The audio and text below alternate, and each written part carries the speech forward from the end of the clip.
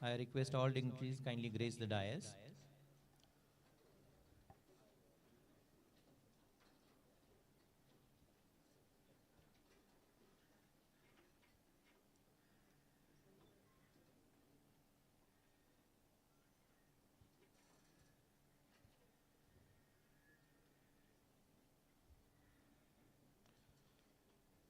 Thank you.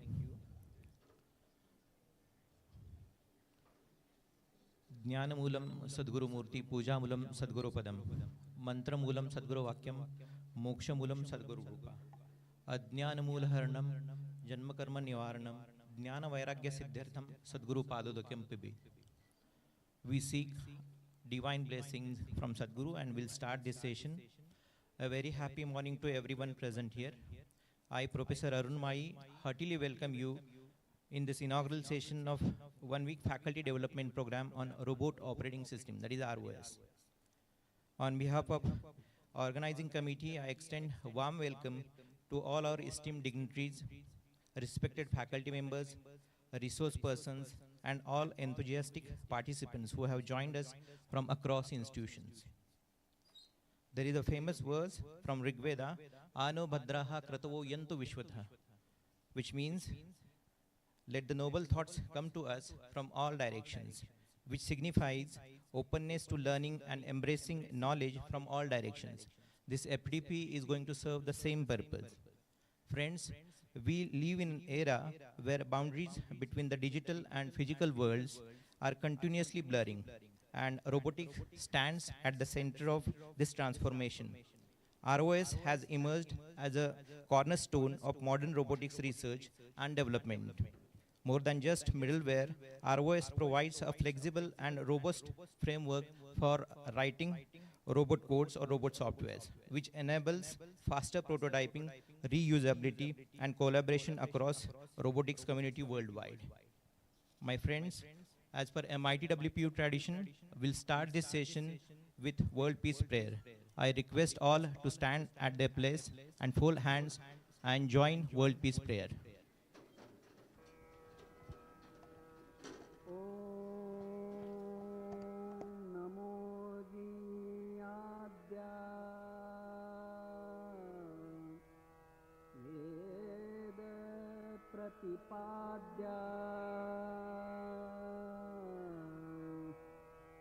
जय जय स्वसंवेद्या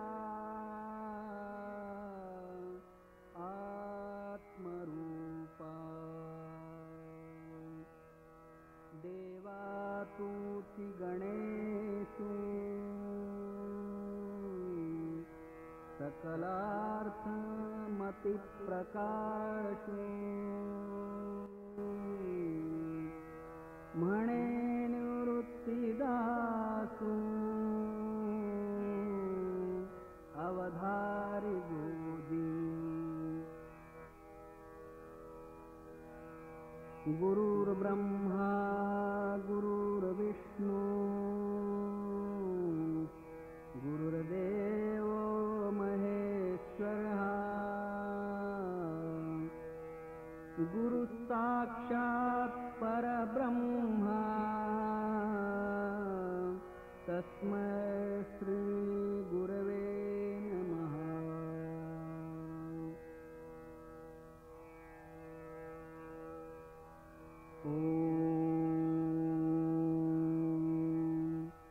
पूर्णमदः पूर्णमिदं पूर्णात् पूर्णमुदच्यते पूर्णस्य पूर्णमादाय पूर्णमेवावशिष्यते।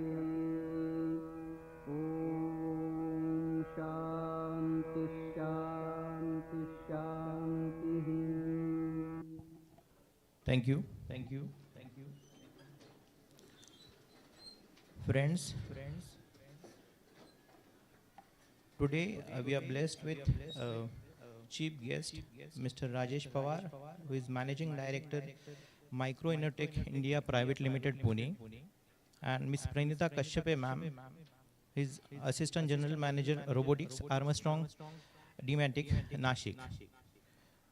I also welcome all dignitaries once again, and I request Dr. D.P. Hudre sir, who is organizing chair and program coordinator for robotics and automation, to give his opening remarks.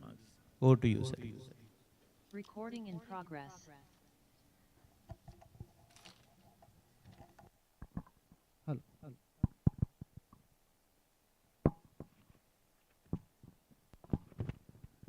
Good morning, everyone. Honorable guest of honor, Mr. Rajesh Pawar sir, Managing Director, Micro Innotech India Private Limited. Respected Honorable Vice Chancellor sir, Dr. R.M. Chetni sir. Today's speaker, Ms. Pranita Kashyap ma'am, Dr. Ganesh Kakandikar sir, Associate Dean, Dr. Surbi Rajdan, Associate Dean, Dr. Shiv Prakash Barve sir, and all faculty colleagues and all participants joining in online as well as offline mode. This is the first time we are organizing this FDP in hybrid mode. So it is my great honor and privilege to welcome you all to this 1 week faculty development program on robotic operating system organized by Mechanical Department, MITWPU.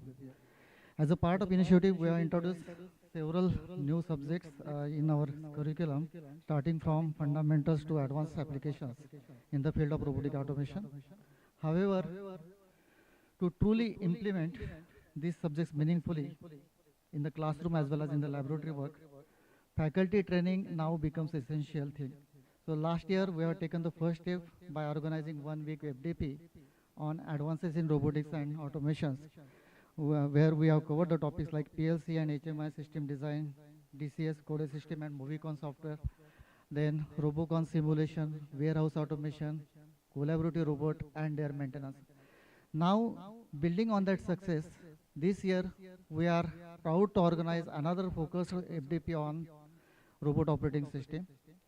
This is the robot operating system has emerged as a critical platform in robotics research, automation and industrial integration. With its modular design, intensive library of tools and packages and support for simulation, visualization and hardware abstraction, ROS has revolutionized how engineers and developers prototype and deploy intelligence systems. Despite the name, ROS is not the operating system. It is the traditional sense. It is a powerful and flexible middleware framework, specifically designed for developing and managing complex robot softwares. ROS offers a rich ecosystem of tools, libraries, and conventionals that simplifies the design and deployment of intelligent robotic behavior across a wide range of platforms. What makes ROS basically particularly impactful, it is a modular nodal-based architecture, what it says, and it is very supports hardware abstraction and sensors and actuator control, real-time data sharing and multi-robot communication features that are vital for building scalable and real-world applications. The evolutions of ROS 1 to ROS 2 has further expanded to its capability, introducing features like real-time performance, enhanced security supports and for embedded systems, and cross-platform development, making it suitable not just for research but also for commercial deployment. This FDP is designed to provide the comprehensive hands-on introduction to ROS, from the basics of installation and packages management to the practical implementation of robotic systems using various tools. As educators, it is imperative that we stay ahead of these trends. ROS is not just a tool, it is a gateway to the interdisciplinary learning, integrating mechanical systems, electronics and programming, AI and control theory. By mastering such technologies, we are better equipped to train the engineers of tomorrow. Innovative thinkers who will derive the futures of automation.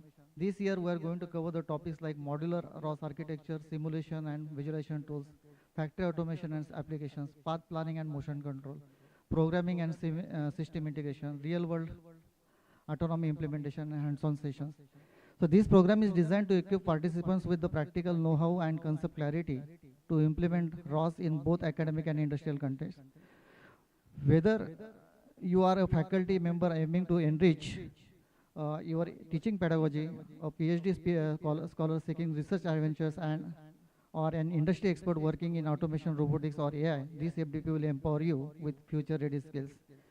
Here, we are having opportunity to learn from distinguished speakers this year and domain experts from IITs, VNITs, DIIT, University of Buffalo and leading robotics industries. As we all know, we are at a pivotal moment in the technological advancement. Robotics and intelligent automation are no longer futuristic concepts. They are becoming mainstream in sectors such as manufacturing, health sectors, logistics, and even agriculture. From autonomous vehicles to warehouse automation, drones to surgical robots, the reach of robotics is expanding, and at the center of many of these systems lies with the ROS. I would like to take this opportunity to express my deep gratitude to our institutional leadership, Honorable Rever Professor Dr. Vishwanath Karad sir, our patron Dr. P.B. Joshi sir, for their blessing, Honorable Executive President Rahul Karad sir, VC sir, Dean sir, for constant support and encouragement. So, dear all participants, this year, this is the time to explore, engage and ask questions and think beyond boundaries. Let this program ignite new teaching approaches, fresh researchers and meaningful collaborations. With that, I formally request to honorable dignitaries on the dais to inaugurate this 1 week faculty development program on robotic operating system and wish each one of you a productive and intellectually enriching journey ahead. Thank you very much. Thank you. Thank you, Dr. Udre, sir. You rightly said, we cannot always build the future of our youth, but we can build our youth for the future. Definitely. Thank you, sir. And this can be possible with such programs, faculty development programs or train the teacher programs. Now moving ahead, we'll go for felicitation program. I request Honorable VC sir, Dean sir, and all other dignitaries who are present on the dais, kindly felicitate Mr. Rajesh Pawar sir, who is a Managing Director, Micro Innotech India Private Limited, Pune.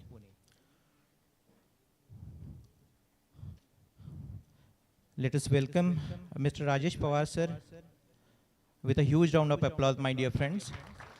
Sir is currently working as a Managing Director for Micro Innotech India Private Limited, Pune.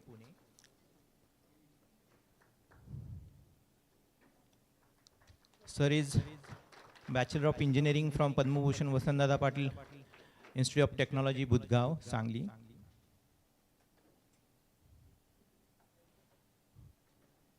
I also request Honorable VC sir and all other dignitaries kindly felicitate Ms. Pranita Kashyap ma'am, who is Assistant General Manager, Robotics Division, Armstrong Dematic, Nashik.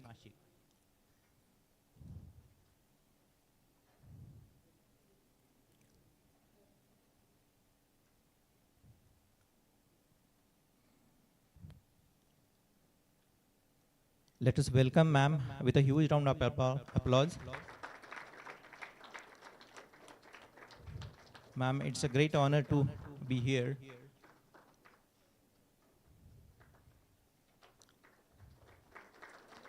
In last FTP, ma'am has taken session on warehouse automation, which was truly memorable. Thank you. Thank you. May I now request Honorable VC sir kindly address the gathering.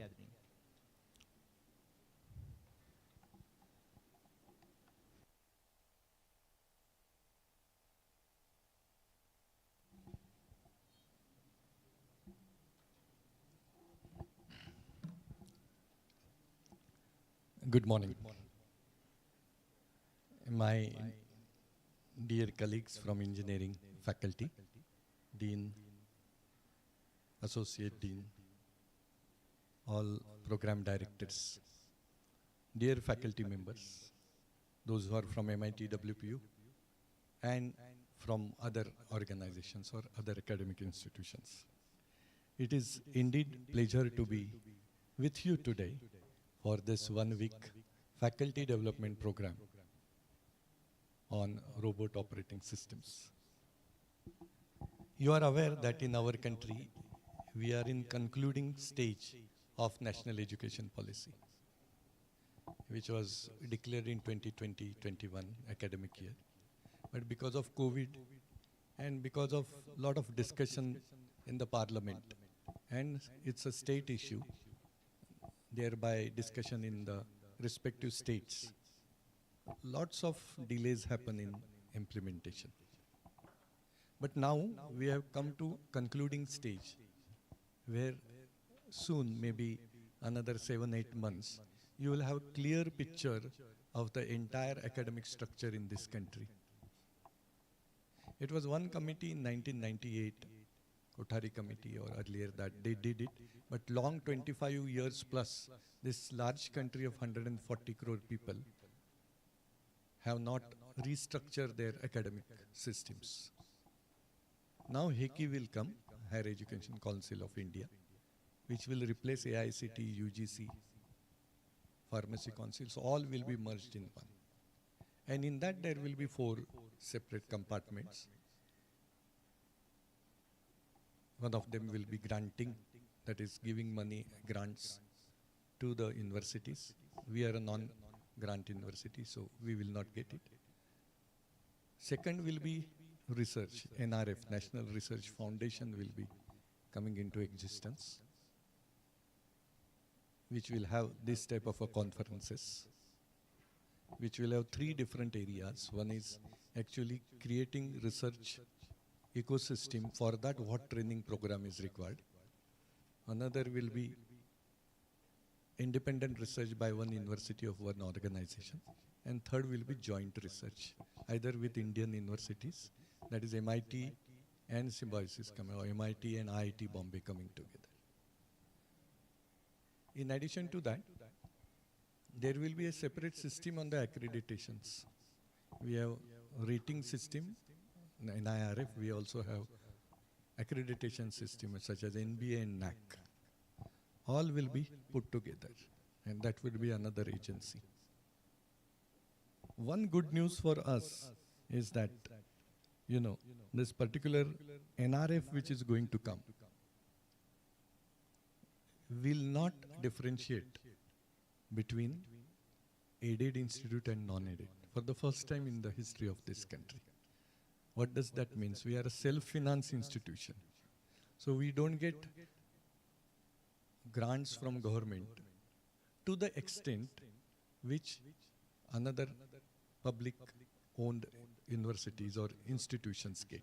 We do get from DST. I'm not saying no to that. But now we are thinking of large funds. They don't discriminate. And that will be a huge kind of a opportunity for us to have this type of a faculty development programs on the round-a-year basis. I congratulate the entire team for, first of all, conceptualizing and convincing that it could be a 1-week program. Because when it comes to FDP, it's very difficult to relieve faculty for long 1 week. 1 day, 1.5 day, come register and then have lunch, do networking and then go. 2 days conferences are mushrooming. But 1 week itself shows that you are serious about robot operating system. As you are aware that robot operating system is a powerful and flexible framework for building robots. It's a modular design. It's a message passing system. It's a large community, make it an ideal platform for robotics development. There are certain challenges. And I wish if this particular 1 week deliberations and interactions which you will have will include the future challenges in operating research. One of them could be real-time performance. That robot operating message passing system can introduce latency and make it challenging to achieve real-time performances. I attract your attention to stock market, which is the one of the largest stock market in the world, NSE or BSE. Earlier is never used computer system, no algorithm. And someone who wants to have shares, he will be waiting outside the window. And someone who is trading will be trading inside. But you cannot talk because mobile phones were not there. Young professors are here and students are there. Are you aware trading of crores of rupees happened without talking to each other or without any kind of a, real proof? So you are standing outside this window. Suppose we are on ground floor. And from there, you are telling me, buy Infosys 5 for 3,700 rupees, and I am saying yes. On that, large transactions of crore or rupees happen on the sign language. Every day, thousands of crores of transaction happen for multiple decades in this country because there was a glass wall between, and you developed a nice sign language by saying compulsory that you are deaf and dumb. But then came these systems. Now if you look at this system, imagine every day few thousand crore rupees data or transaction happens in Mumbai. Suppose one wire is broken, what will happen? Operating systems we are talking of. Is a robot based or manual based or electronics based is another system. Suppose Shiv Sena says Mumbai Band, what will happen to the stock market? Suppose Rajesh sir is in Delhi that day. I don't know what is happening, what Uddhav is doing, but I want my market to go on. Pranita is in London for her official duty. I don't know what happened. Suppose there are heavy rains. Catastrophe takes place like earthquake. What will happen? Have you imagined how fast the data will have to be moved? Because market goes on. It would be very surprising to know that the entire market shifts to Ferguson College. How many of you know that? Stock markets, yeah. Where? Backside la. No. Good guess, but good. No. It's somewhere near IDBI Bank on the Ferguson College Road, backside of that stocks. Suppose it is a Maharashtra Bandh by Devendra Fadnavis, what will happen? Market goes. It's the largest market. Huge turnover. If you multiply all the working days, let's say barring Saturday, Sunday, you have 300 working days. Or maybe 265 working days of stock market. 52 Saturdays and 52 Sundays are gone. So 100 days are gone out of 365. So you have 265 days. And every day, maybe 2 lakh crore. Multiply it by 250. How much money is flowing? Through computer, robots. You won't be able to calculate because calculator doesn't have that kind of a capacity or bandwidth. Maharashtra is Bandh. Where it will happen? What will happen? Or there is an earthquake in Maharashtra. Everyone is trading. Crores of people are online right now. And everyone's hardcore money. It goes to Chennai. Suppose it's a Bharat Bandh by BJP. Something happened. How robotic transformations takes place in this country, which is still not country whose currency is as strong as American dollar. And it gets shifted to Singapore. And now I don't know if Singapore is closed down, what will happen.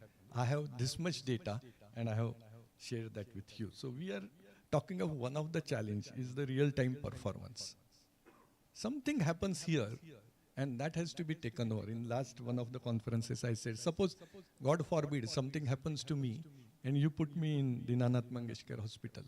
And suddenly that doctor has to shift somewhere himself because another emergency has come in. So we can have a robotic kind of operation. What happened to me? Simple, not a major kind of a ailment, but my blood pressure is going down, or let's say my pulse rate is going down. So something has to be injected in my body at that point of time. Robo can do that at that time. So someone is actually monitoring, one robotic operation is monitoring our all basic statistics of our body. And another robo is actually supplying, okay, this has happened, okay, I will take care. You don't require a doctor in that case. Of course, doctor is required to decide what, but basic. So point was here, I repeat, the basic point was state-of-the-art technology, which says that the real-time performance is important. If you're delayed by 2 minutes, as an editor of NDTV, and the news comes in on Aaj Tak first, then you get a memo. Many times it happens that one smart editor picks up old data and shows wrong news also because he wants to be first in the market. What happened in case of Mr. Chief of the Army Staff of Pakistan, and he's coming and addressing. And that was a 7-year-old video, which was shown recently, 3 days back. When he was in London, he was shown he was on border. And at the same time, another editors got a memo that he is showing why you don't show. Then you have to go to fact check and immediately tell. So there also robotic operation takes place.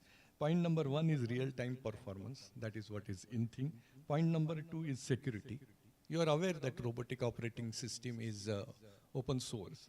And it being open source in nature, and it's a distributed architecture, we need to introduce a security risk that need to be addressed. We have to have some kind of a system which counter-attacks the risk which it takes.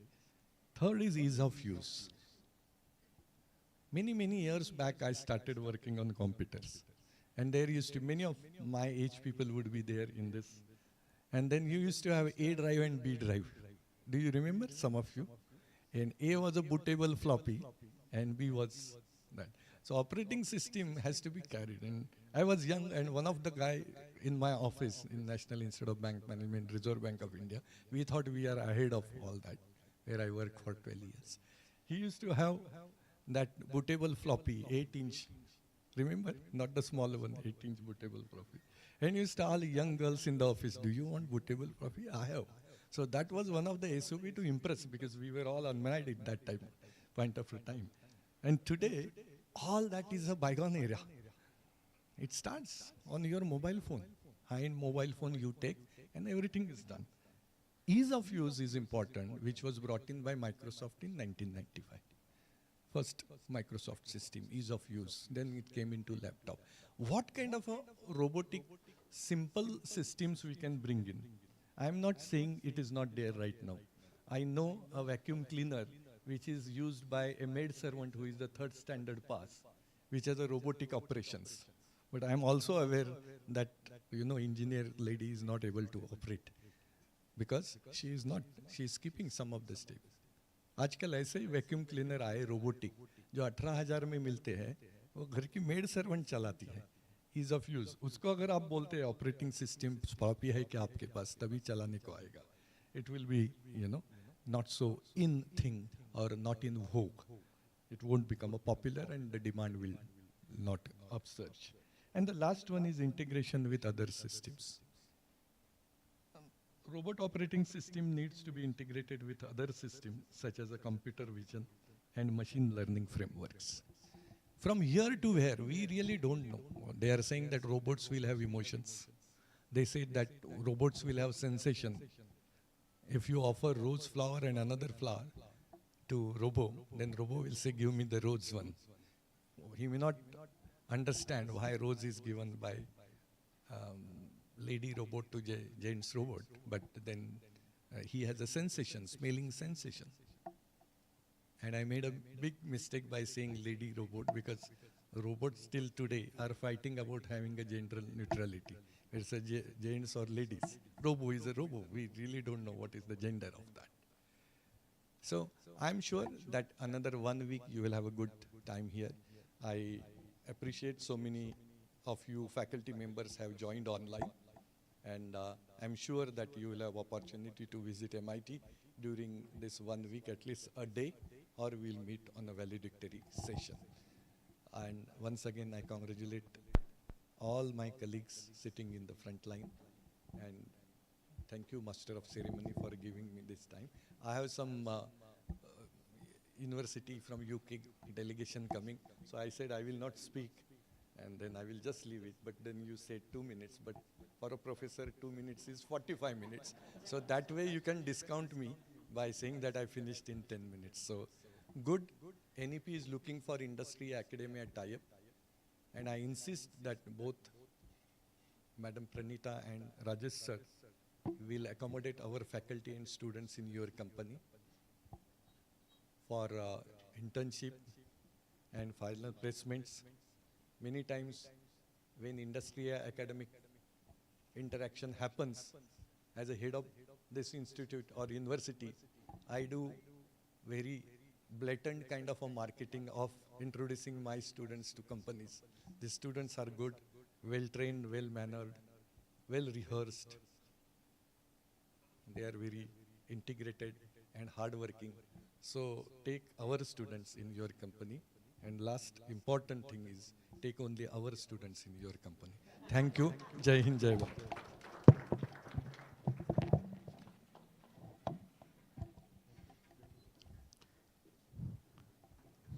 Thank you, VC sir, for your words of wisdom and whatever inputs you have given, so we'll consider that. Dear friends, we'll move ahead. May I now request Dr. S.B. Barve sir, Program Director, kindly address the gathering.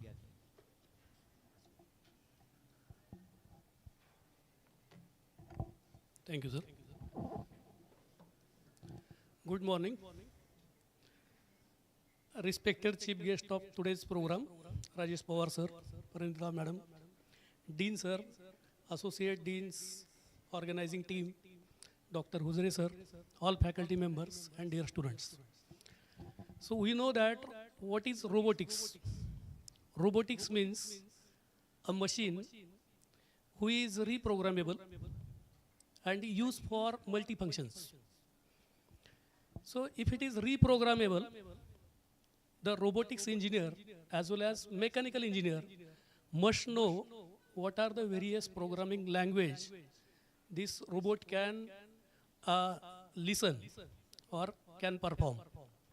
Again, you can see when it is multifunction. So we can see for robotics there are various applications. Or if we see what are the top 5 sectors which are contributing to the GDP of India.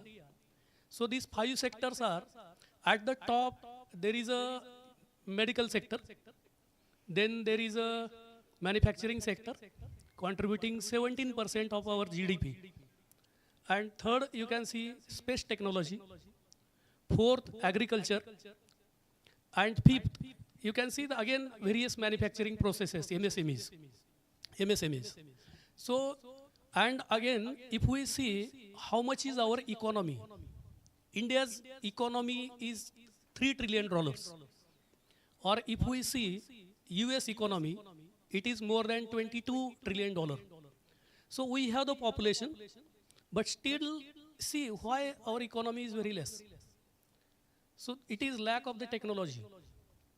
So in all these 5 sectors, there is a scope for mechanical engineer, there is a scope for robotics, and wherever there is automation is required. Now there is a era of Industry 5.0. So Industry 5.0 is automation. And automation is not possible without robotics. There are, you can see, there are the industries in Germany, Japan, which runs manless, only by the robotics. But if you see, if we want to run these industries, and what is our rank in the using of robotics? So we are at global level. China is at topmost. China using robotics, more than 3 lakh robots in their manufacturing sector. And India is in 1,000. At 10th or 11th position we have. So there is, you can see, wherever there is a opportunity, there is a scope. So there is a huge opportunity in robotics and automation sector. So all our engineer and student, they have to develop themselves that how they can work in this automation and robotics sector. Again, you see, if I will again tell you the trend of our MIT students, 20% students directly going for the MS every year. After completion of their graduation, 20% students are directly going for the MS in US, UK, Germany, Japan. And again, 20 more students are going after 1 year or 2 years. So if you see our curriculum of robotics and automation, so we have designed our curriculum such that this student can cater the need of robotics at global level, not only for at India level. So our robotics automation syllabus is very much updated. It is again matched with the global need. It is matched with the top rank QS universities. And in mechanical engineering, for the newcomers, I want to tell you that we are running B.Tech program in mechanical engineering.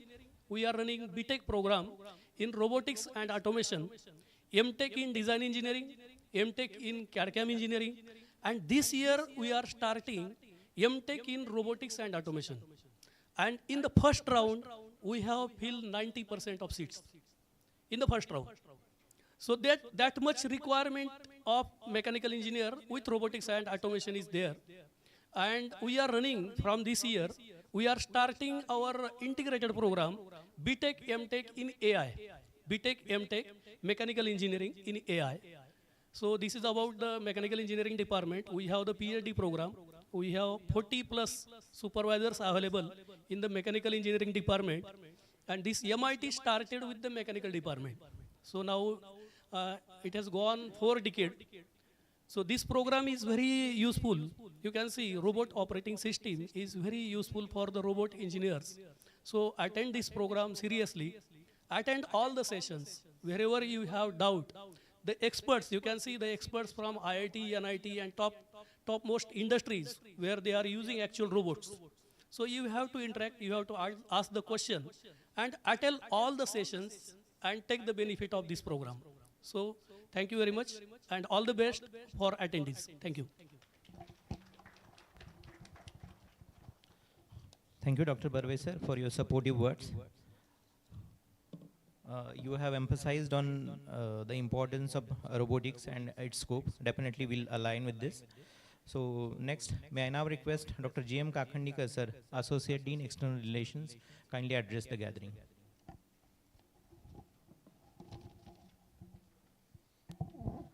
Good morning. Indeed, it is a great pleasure to be here. We recently started the robotics program, and we could see that the association with industries. So I'm very glad to welcome both the dignitaries. So industry persons representing a faculty development program, and you could not see any academician that what we have invited for inaugural program. This is the need of the hour. So today's honorable chief guests, honorable Dias, honorable Dean, my colleagues. Long back we started robotics. Robota means forced labor. We started using in industry. But in today's scenario, it is not at all a forced labor. It's an intelligent person, intelligent machine who can take decisions. And now soon we will have some feelings also. China has made some robots having some feelings.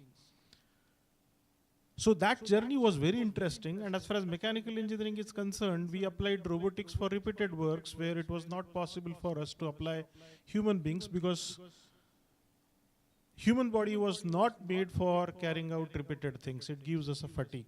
And that's why we started first in manufacturing, that too in assembly lines. And then it has gone for other application sectors. So the traveling of robots starting from a material handling system to a very universal machine is very interesting. And we have seen this era. But now as an academicians, what we will have to do is that, as Honorable Vice Chancellor already guided us, we will have to figure out the application areas of robotics, and accordingly we will have to find out the degrees programs, the diploma programs for supporting staff to be trained and to be created if you want to go for a developed country. As I understand, we can divide it into 4 major sectors. One is industry applications that we are already doing. Robots are primarily now applied in each and every sector of industry. The other which will come to a very large in coming days is healthcare sector. For a country like India, which is very large, geographically very diverse, and still we are struggling for basic healthcare facilities in most of the part of the country, villages, interior parts, robotics will be only one application, one solution. No doubt it would be supported by IoT, internet, signal processing, and other techniques. And that can only give us the solution for healthcare sector. The third would be domestic sector. Sir talked about a robo, home cleaning robo. Eureka Forbes is selling now 25,000, 30,000 in India, which was very common in US and Europe for last 20 years. This is the just start of machines, coming for domestic sectors. We'll need robots in hospitals. We'll need robots for elderly care. Now we have just started implementing some robots on airports for guiding people on bus stands and many more. Coming towards domestic applications like robots to be working in drainage lines. Still, on every alternate day, we heard that some people died in drainage line, which is very inhuman right now. Or even cleaning water tanks, cleaning other tanks. So this could be one area, domestic area, where a lot of applications will emerge out. So we will have to create students, we will have to create a new generation, which will not only think of applications of robotics for human society, it will also think of the robots to be manufactured with a minimum cost. And the fourth area, what I prefer is the defense one. In coming days, like if you're seeing the Israel, the way it's working, usage of unmanned aerial vehicles and drones, future wars would be, taken care by robots only, and nobody would like to employ their soldiers exactly on the line of controls. And then we will have to see that the technology for fighting such wars and also the anti-fighting technology need to be developed. And as an academician, I feel that in the light of new education policy, soon we will have to frame different curriculars to generate manpower for all these different application sectors, because their needs, the robots, the types, the functions, workings would be very different from each other. And I hope the industry will definitely collaborate with us.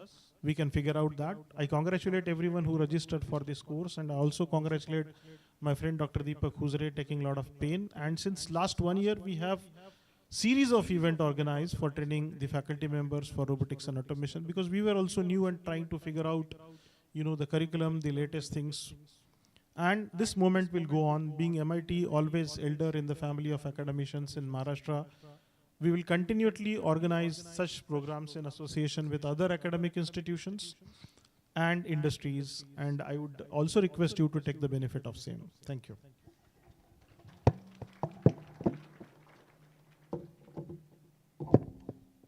Thank you, Dr. Kakhandikar sir, for your words of wisdom. Now we'll move for our next session. That is session by Mr. Rajesh Pawar sir, who is the chief guest of today's program. So I would like to take an opportunity to introduce sir.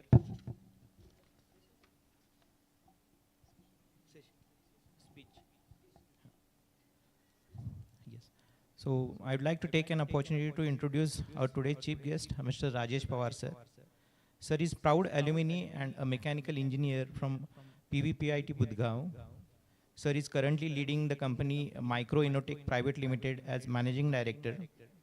At the helm of Micro Innotech for over 2 decades, sir has been instrumental in steering the company toward becoming a leader in the industrial automation space. His journey has been marked by a steadfast commitment to innovation in machine building, assembly line automation, and the introduction of cutting-edge leak testing and robotic technologies. Sir and his team contributed significantly in advancing India's automotive, defense, pharmaceutical sectors with a strong focus on sustainable rural manpower development. Our collaborative efforts have not only enhanced operational efficiencies, but also supported crucial social initiatives, including education and environmental conservation. So may I now request Mr. Rajesh Pawar sir kindly address the gathering.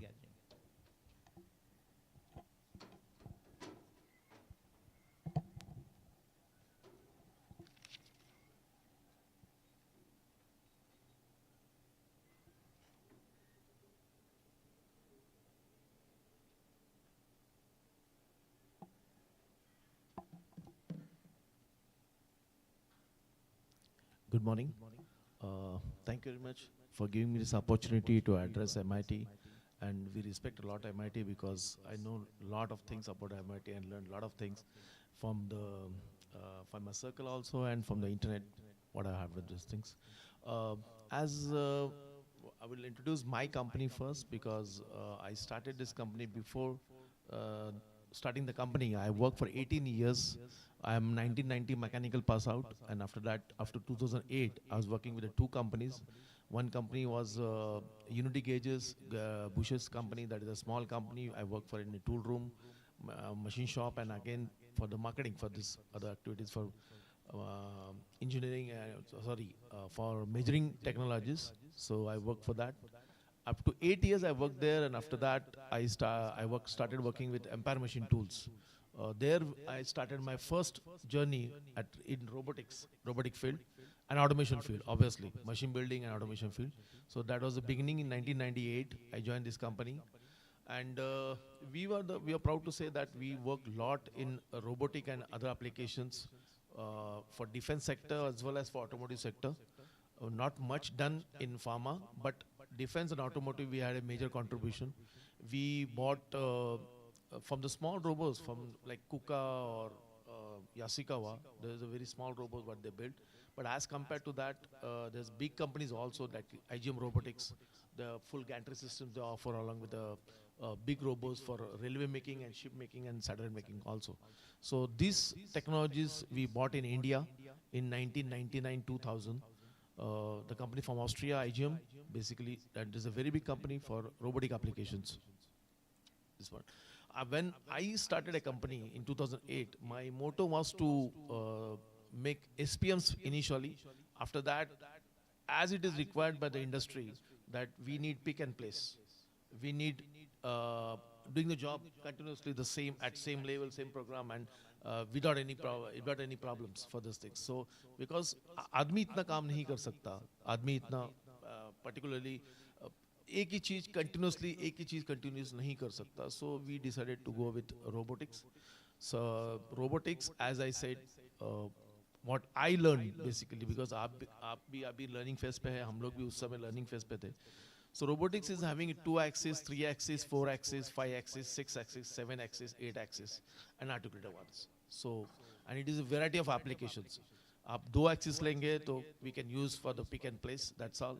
That only only thing catering to 2 axis, that is X or Y, and only the Z axis. Second, third axis X, Y, Z. Then we say it is a gantry. There is a gantry process for 3 axis robots. 4 axis we can go for SCARA robots.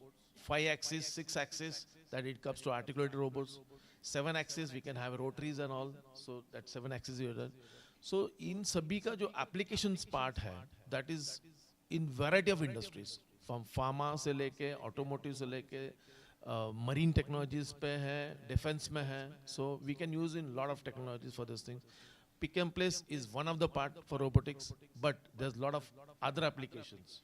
Like अभी तो आपने शायद देखा मिला, आपको news भी मिला रहेगा कि आप कुकिंग के लिए भी रोबो यूज़ करते हैं, खाना बनाने के लिए भी रोबो यूज़ कर रहे हैं. There are lot of companies startups coming up जो अभी इडली बना रहा है या डोसा बना रहा है, पोहा कांदा पोहे बना रहा है, वड़ा पाव बना रहा है. So you get a robots for that.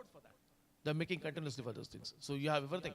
Only one man is handling that, and that's all. And it is all working under AI. So this technology is coming up. Abhi itna full-fledged nahi hai, but future it is there. That in kitchens you can see the robots also working, and they will be giving exactly the same product what you did last time. So wo jo consistency hai, sab kuch, that is possible.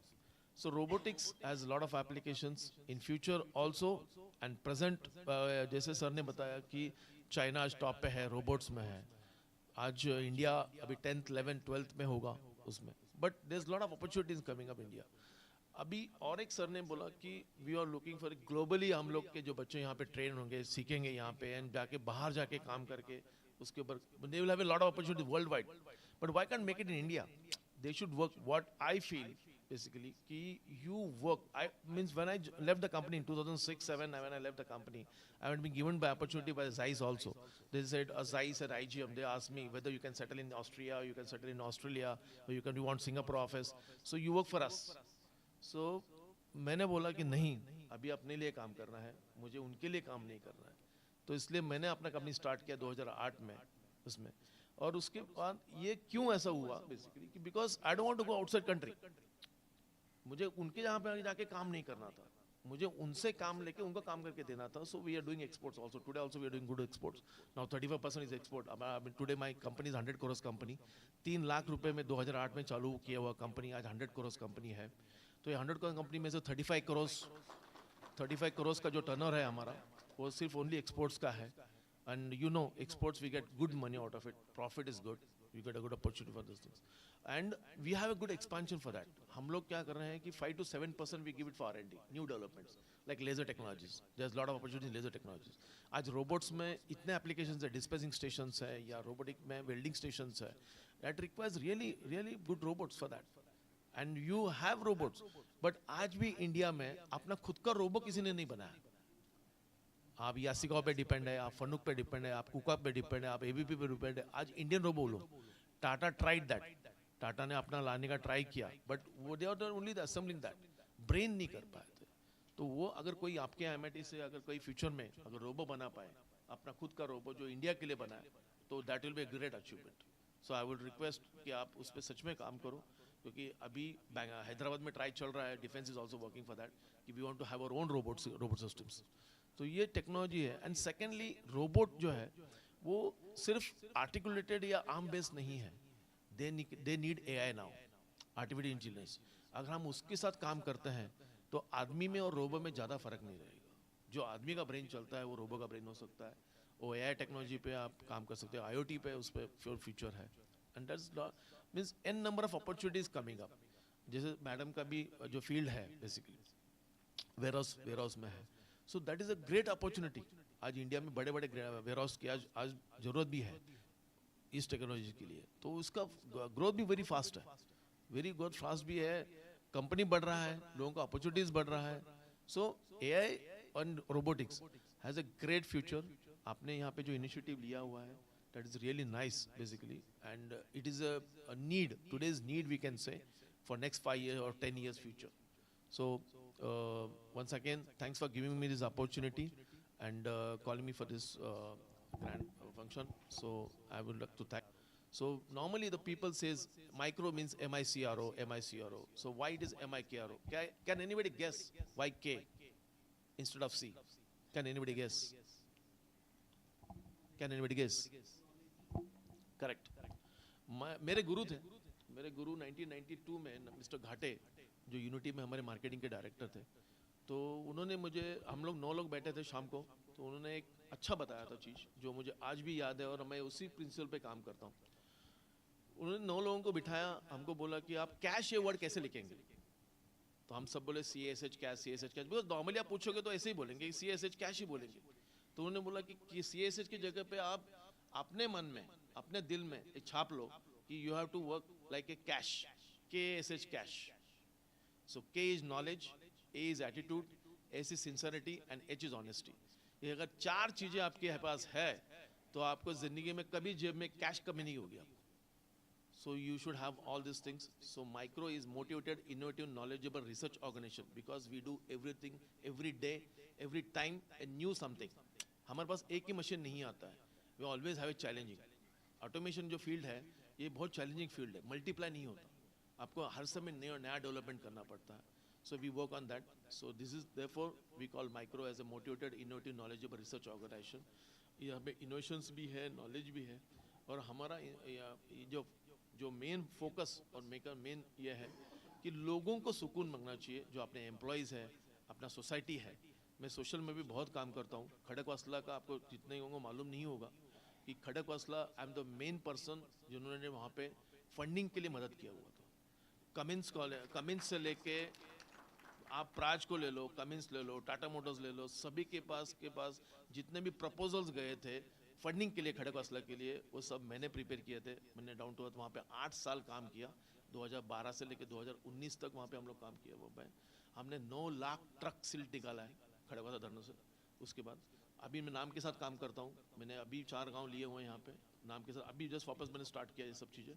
तो नाम के साथ अभी हम लोग हमारे जो भोर का जो बेल्ट है, तो हमारा टारगेट ये है कि टैंकरलेस विलेजेस, वो हमारा मेन फोकस है. And we will be working on that. आप लोगों को मेरा रिक्वेस्ट है कि आप कभी हाँ उस तरह विजिट करते हैं तो आप आओ वहाँ पे. तो हम लोग का जो विजन और मिशन है कि हमें टैंकरलेस जो भोर तालुका करना है.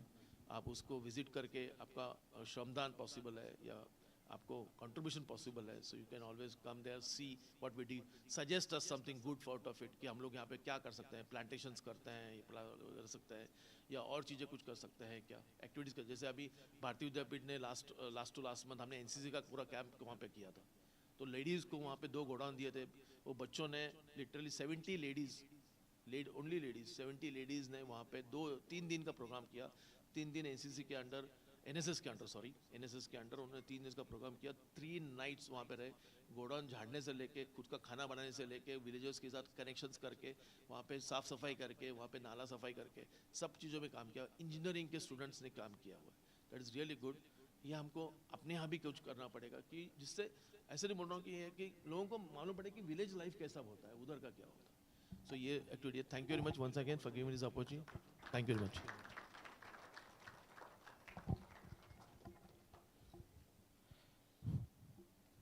Thank you, Pawar sir, for your words. And just I would like to tell sir, we are having such program. MIT is running such initiative, that is rural immersion program, and we are going for we are getting acquainted. Our students are make aware that they have to really feel what are the pains of rural people, what situations they are facing. So definitely we will try to connect with you, sir. So may I now request, we are moving ahead. May I now request Honorable Dean sir, Siddharth Chakravarti sir, kindly address the gathering.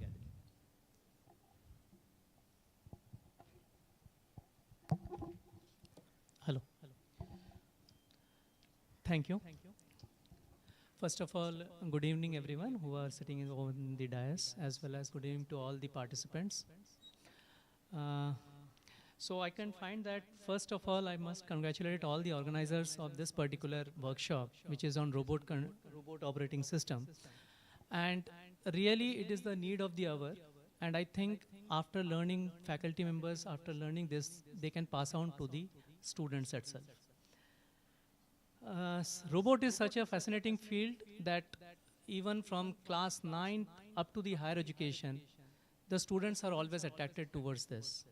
I'm always discussing with Dr. Barve how we can inculcate some of the programs where the students are getting attracted towards this robotic systems, humanoid robots, and I think he is also working in those directions.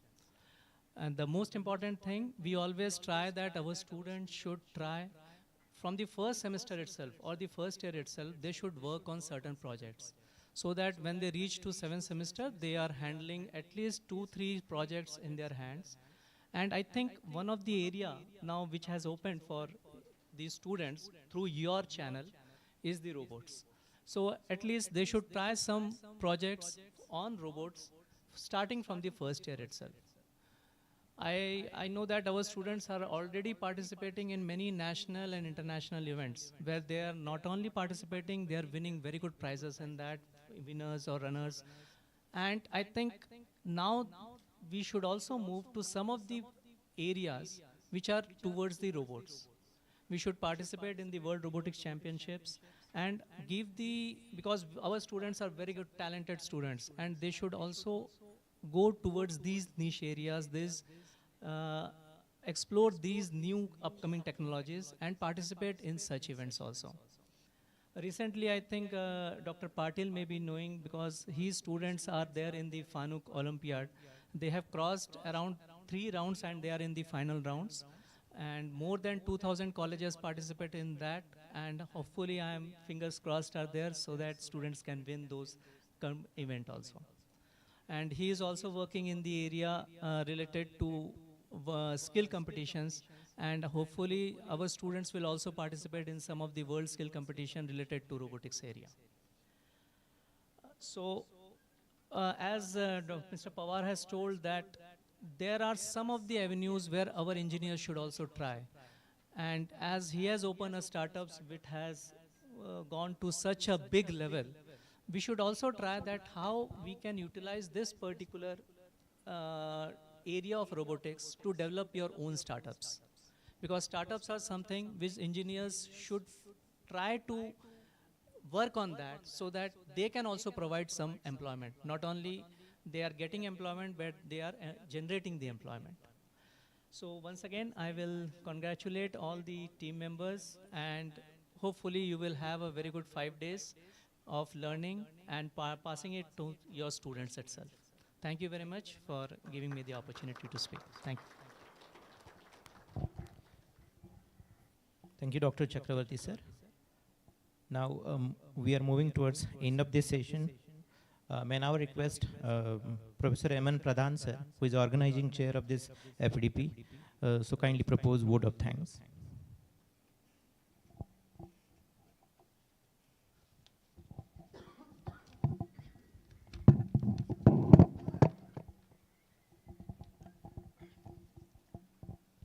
Very good morning or good afternoon now. It's already 12 past. So dignitaries on the dais and all my dear colleagues and all the faculty members as well as the students over here. Very good afternoon once again to all of you. And now I'll be presenting for the vote of thanks. And I think all the dignitaries has given very different aspects of this particular robots and automations and this robotic operating system. And you have come across that ROS2, that the workshop that we are having.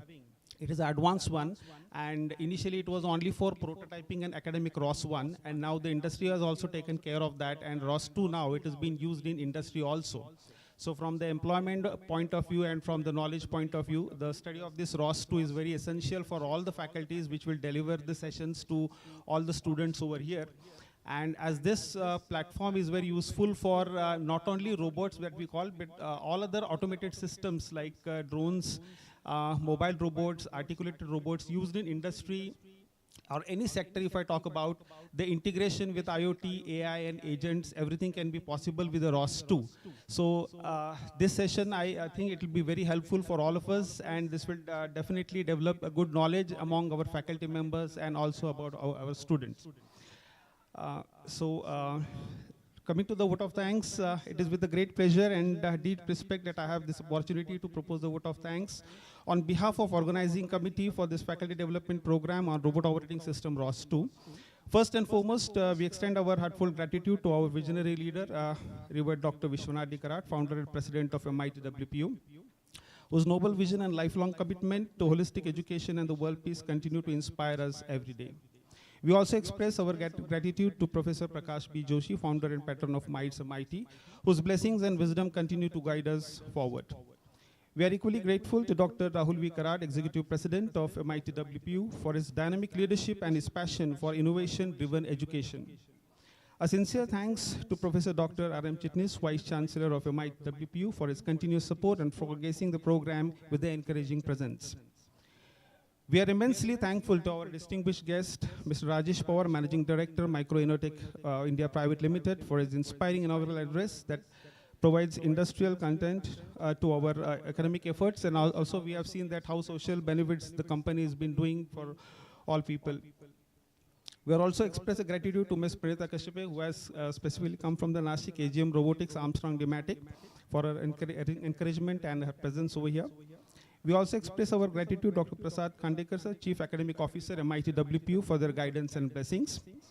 And our heartfelt appreciation to Professor Dr. Siddharth Chakrabarti, Dean of School of Engineering and Technology, for his constant support and involvement in his initiatives.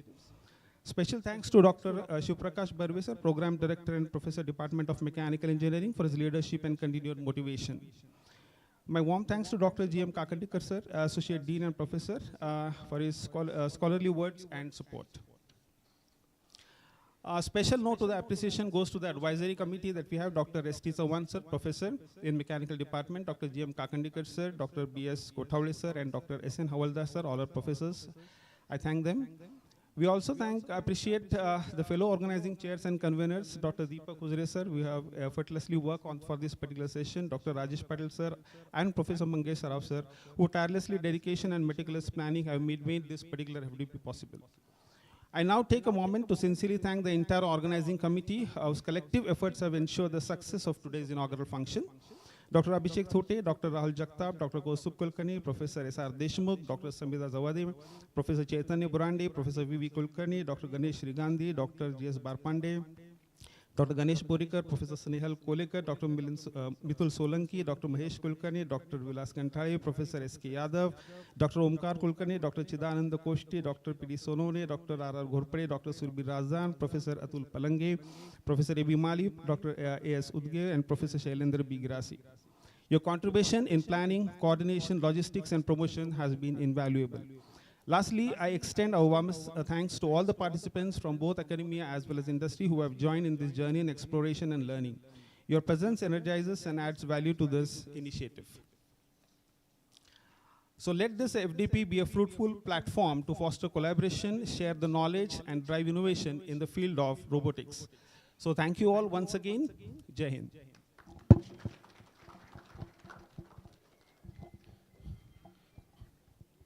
Thank you, Pradhan sir. Here we conclude this inaugural session, and we are going to start a session of Pranita Kashyap ma'am. Yeah, participants will stay over here. We are going to start keynote session 1 of Miss Pranita Kashyap ma'am.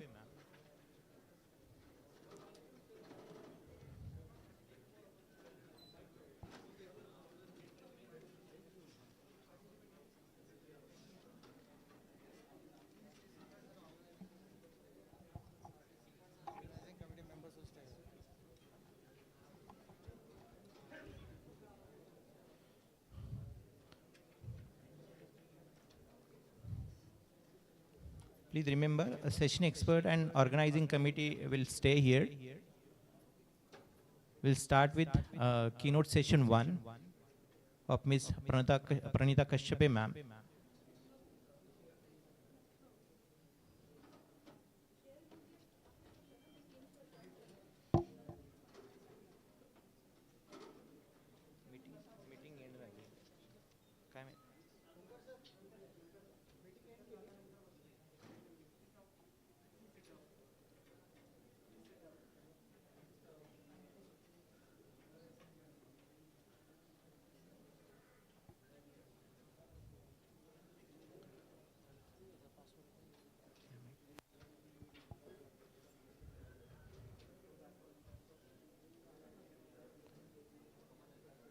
Students who are sitting at the back, they can occupy seats on the right side.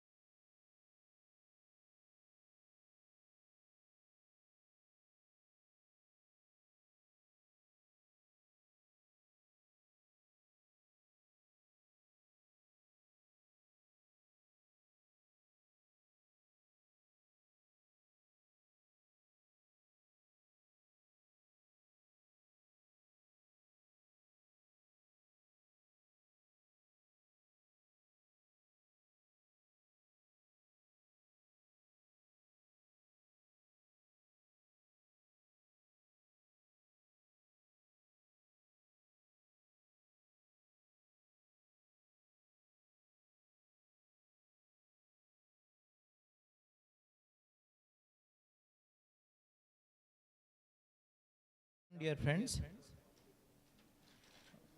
we are going to start with keynote session 1 on introduction to ROS2 and architecture. Miss Pranita Kashyape ma'am, she is Assistant General Manager, Robotic Division, Armstrong D-Matic, Nashik. I would like to take an opportunity to introduce her. Ma'am is experienced robotic professional with over 12 years of industry expertise in robotic systems, automation and control. She is passionate about integrating cutting-edge technologies such as ROS2 framework to design innovative solutions. She always prioritizes safety in every aspect of robotics and thrive in both leadership and collaborative roles.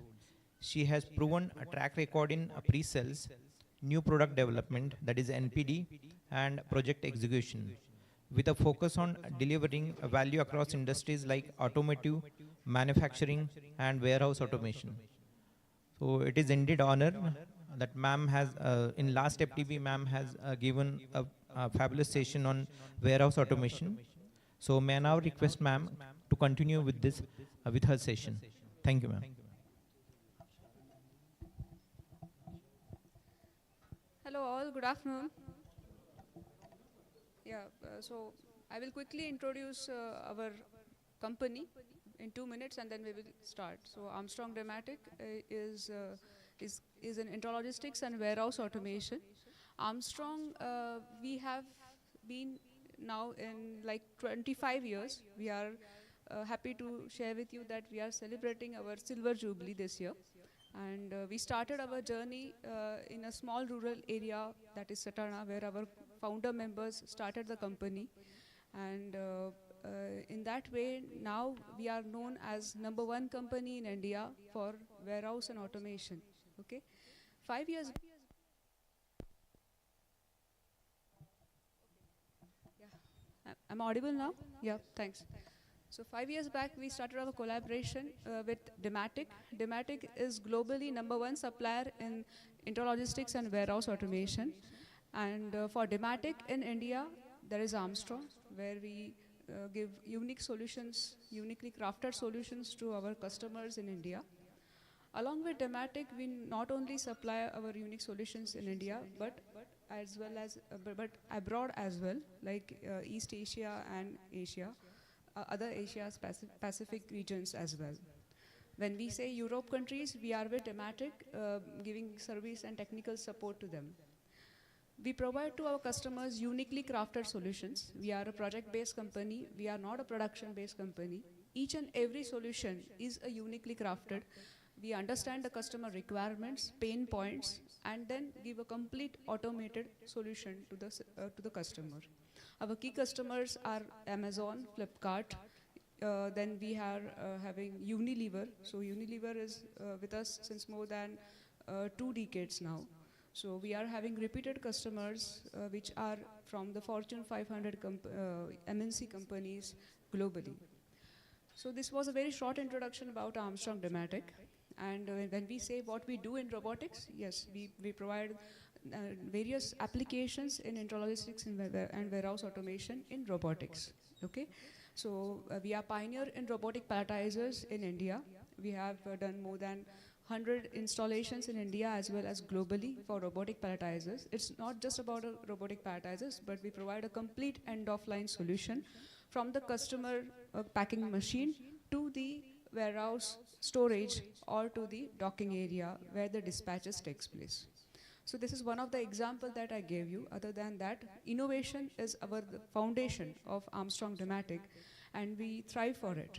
So we are having application development done in various robotic areas in warehouse automation, like it may be depalletizers. It's just opposite of palletizing application. So palletizing application is arranging of product one on another depending upon the pallet size and its weight carrying capacity. So this is a short definition of palletizing application. And then the depalletizing is just a reverse of it, where the filled pallet with the products is being introduced, and then the depalletizing operation takes place. This is generally done at a docking area where the filled pallet is ready for dispatch. Okay. So other than that, we are now developing our own AMRs, the cutting edge technology, focusing on ROS2 development. So today, my main focus would be to give you more and more industry examples, the live examples, the studies, and the implementation that we have done so far with our AMRs in our tech center based on ROS2. So in ROS2, yes, I will come to the ROS2. So this was all about Armstrong Dramatic and the robotics, a short brief I tried to give you. In case you have any doubts or you are interested in more, you can visit our website, Armstrong Dramatic. And yes, you can anytime reach out to me about it. So yes, now we will start about ROS2. Before starting, I would request you to be very interactive with me. I don't want a lecture type session here. I urge you, everybody, to be interactive. Ask as much of questions as you can. Okay, I would be very happy to answer your questions, and let us make this session very interesting and enthusiastic, as this is the first day of your session, a kickstart, I would say, for ROS2 development, and wish you all the very best from my end, a happy learning, I would say. On one note, I would just start this session is learning by doing methodology. Always remember, and for ROS2, many myths are there that, okay, it's very complex and it's not so easy. So just forget about it if you have heard anything about this. It's just a myth, I would say. ROS2 is quite a simple framework and easy to understand, easy to implement. The only key ingredient here is practice, practice, and practice. Okay, just have learning by doing methodology. You can just start by today itself, whatever you learn from today, and in the upcoming 4 days as well, whatever you learn, you start implementing it. I requested your IT experts, sir, as well, to keep the dual booting system in your lab as it is, so that whenever you get time, you can practice it. Okay? Okay, fine. So before starting, I would like to know about what you know about ROS2. So today there was a good orientation done by all the senior executive members here present, the dignity members, that they gave us worldwide perspective, and that was really very helpful for everybody here to orient themselves, to change their perspective. But still, other than that, what personally, on an individual level, what you have heard about ROS2? Have you started practicing ROS2? At what level you have reached, or is it just a beginning stage? Yes, please. Yes, yes. What was there in ROS1 and just summary of that, and then what we are going to study in ROS2. Yes. Okay. Okay.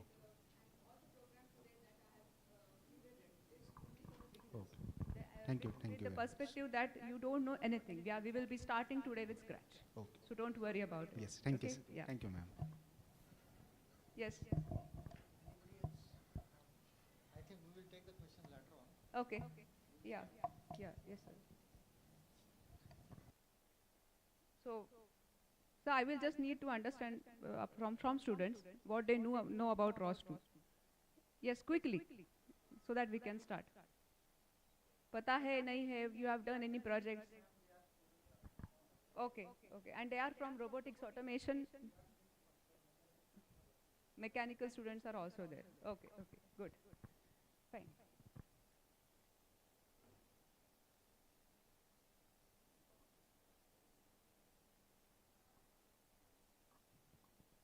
So why ROS2? Whenever we say why, what comes to your mind? The benefits? What's in for me when we say the benefits come into our mind, and then why we are learning ROS2 or why we are implementing ROS2?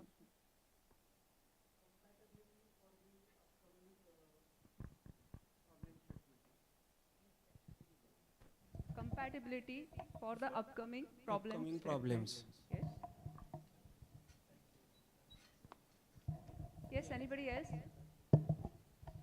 Ma'am, I think means for every robot that we have, like Kuka, Fanuc, they have their own operating system. There isn't any one singular platform on which each and every robot can be performed. So on ROS 2 or ROS, that will be a game changer for all those things. Right, perfectly said. Yes. So that is the second perspective. Anybody else wants to add?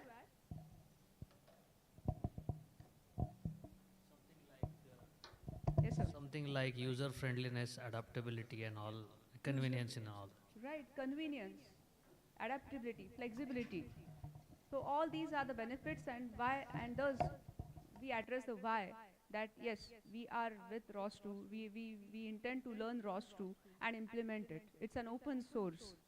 Okay, so there was a decade before, Windows was only the one who had its own primitive and secure systems, and that was actually limiting.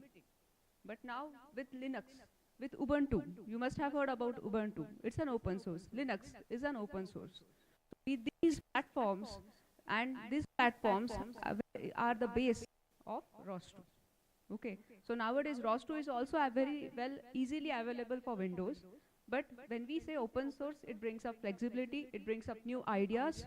Okay, there are no limitations for thinking, there are no limitations for ideas when it comes to open source. It invites larger communities. So right now we can say there are millions of developers who are actually working on ROS2. Are you aware of it? Okay, so it's not just about India, China, or Europe, but the complete world is actually focused on ROS2 when it comes to robotics and developing your own software. It's a standard framework. Even though we say that its full form is Robot Operating System, but it's not an operating system. Okay, it's a framework. It's a standard framework. The main benefit I would highlight you here is, in industry what happens, let me tell you one story. Like, when an engineer or a software engineer works on for a software development, okay, he or she has worked on it for more than 2 years and made the software at a particular level. It may be 50% or a 60%. Okay, but over a period of time, or as per the company's priority, that person has to move on to another task.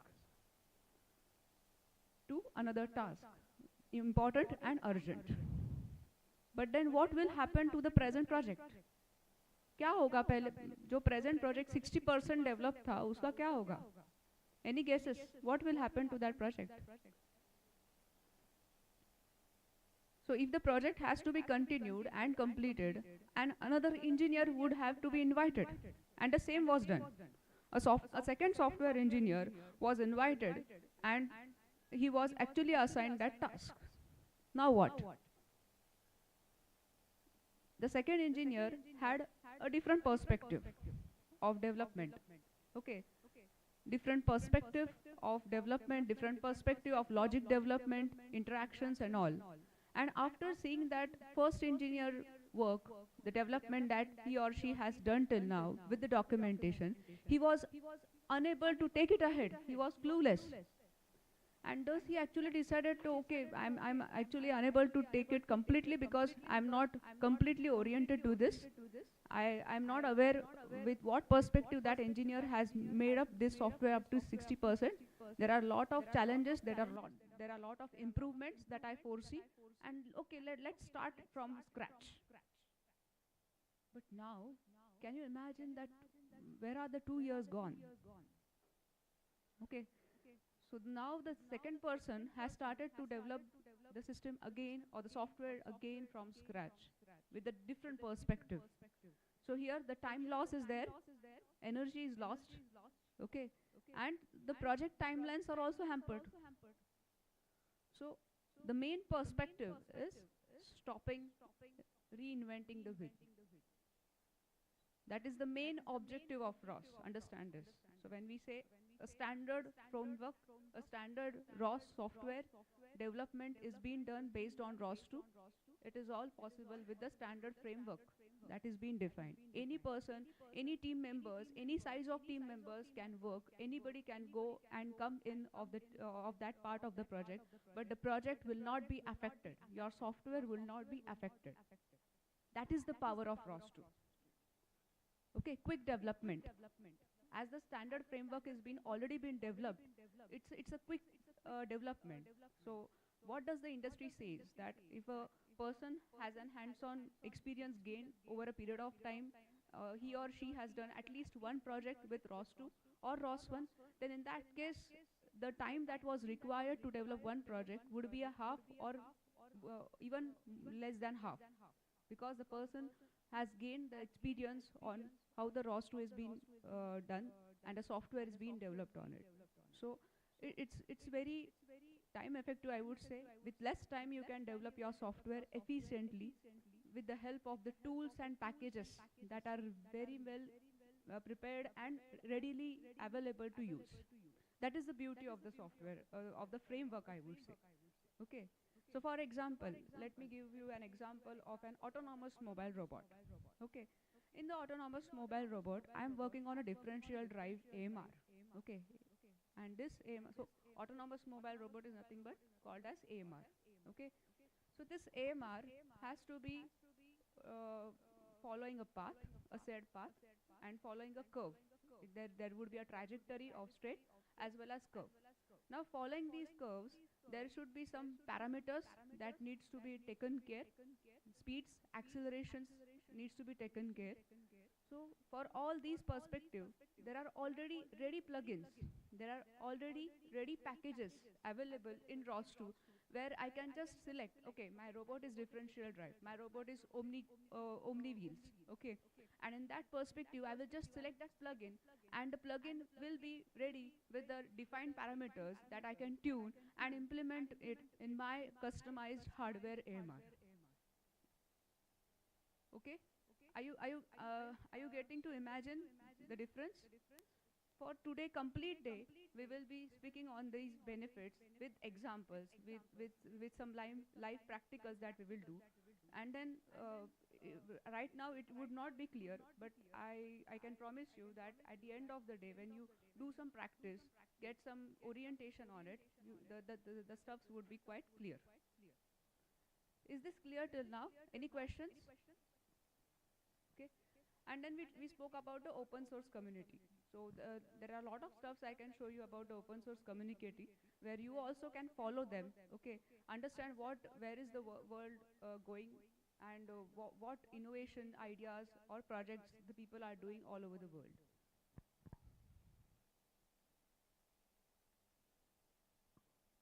So talking about the history, ROS, Robot Operating System, was started in 2007, okay? And it was all about focused on research and projects up to, say, college levels, where the students can, develop their projects on the domestic level. But there was no touch for industry that time. And then further, after 3 to 4 years, ROS1 was launched. In 2017, ROS2 was launched. Now what is the difference between ROS2 and ROS1? We will come ahead, we will look ahead. But for now, ROS2 was something like overcoming the limitations and implementing the learning from ROS1. Okay. Then further, the first project of ROS2 was launched in somewhere around 2022, where it was a project implemented in industry. So the main, again, the second difference of ROS2 and ROS1 is basically industry applications, industry orientation was more for ROS2 than ROS1. Okay. And then this robotic operating system is being started by Open Robotics, which is a non-profitable organization. They only work for the development of this ROS platform. Okay, there are people who are contributing largely for this ROS in Open Robotics, and Open Robotics invites the people outside ROS as outside the open robotics community as well, okay, who are experts, who are readily to contribute for the development of ROS2 framework. They are invited to contribute. Okay. Other than that, ROS is not just a single, what we say, organization who is actually working in robotics, but along with ROS, there are other companies who are actually working with them coming all the development on one platform. When I say, like, you must have heard about OpenCV. Have you heard about OpenCV? Yes. So OpenCV is very popular and it is being used for vision system, vision technologies and all. So OpenCV libraries are very well useful in ROS development. So ROS, the open robotics community, has developed the ROS platform such flexible, such open, that the other companies, the well-known companies which would be required for the efficient robot operations, these companies are being collaborated with ROS. So this one example I gave you about vision system. There are other companies as well who work together and to help the complete society in the world to develop as much as robotic applications as possible. And it's not just about the whole soul of the software, but it is the important part is the hardware integration and the hardware compatibility. So ROS is well known for its integration with any of the hardware. Let me tell you the industry like 5 to 10 years before, what was the scenario? Even though ROS was started in 2007, still we actually in Armstrong Dematic, we were been using a previous developed software for navigation and fleet management for our AMRs. And these softwares were actually highly charged. That was one thing. The dependency, it was a European-based company who was providing this software.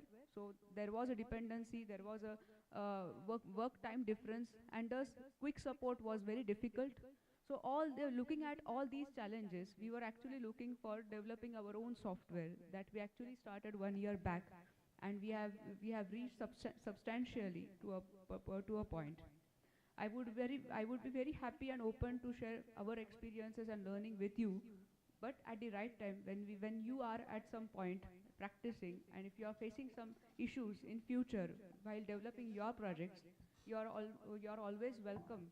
We can discuss, we can and work together on your projects.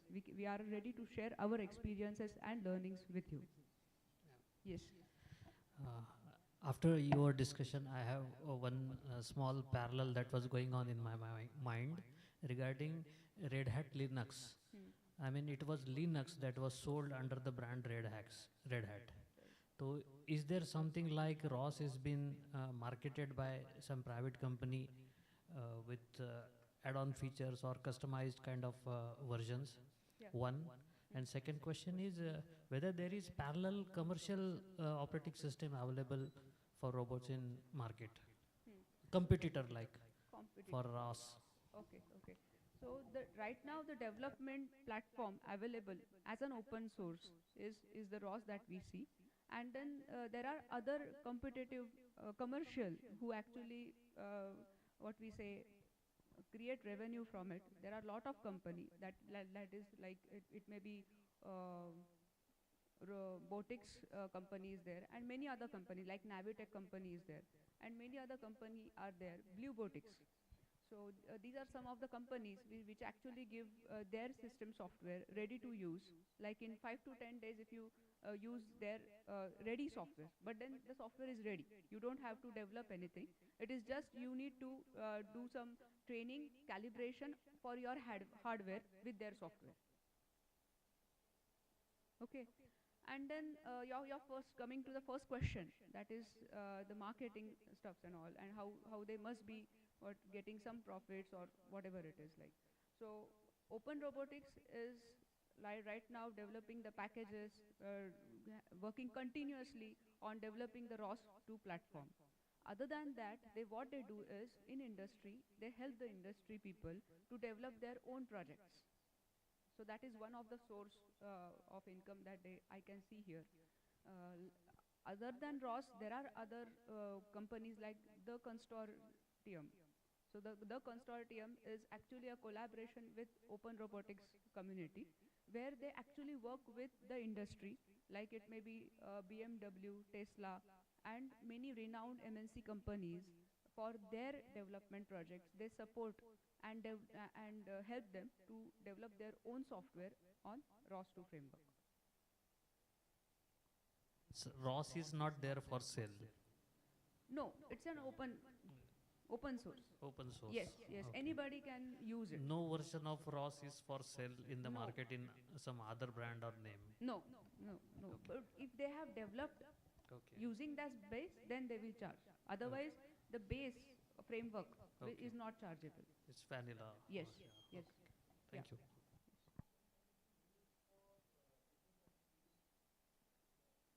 Yes, definitely.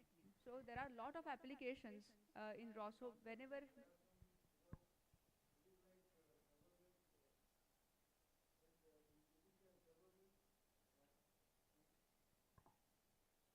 so ROS2 is based on Linux. Okay. And Linux, you are all aware that Linux is a system which is used in each and every system, like any of the fastest speed system you take. Okay. Out of 500 systems, there are 498 systems which will be based on Linux. Our Android phones also work on Linux. Okay. So it is based on Linux. Again, Linux is known for its open source and high speeds. Okay.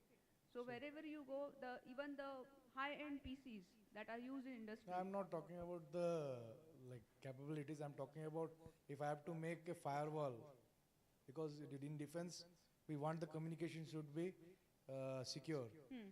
So can it be done in ROS too? Yes, the safety security can be taken care. Okay. There are some add-on packages that you can use it and secure your own development. Okay. So it provides a permissive licensing also. So you develop your own software and secure it. No one can use it or pirate it. That is being taken care. Okay. Any other questions? Yes, sir.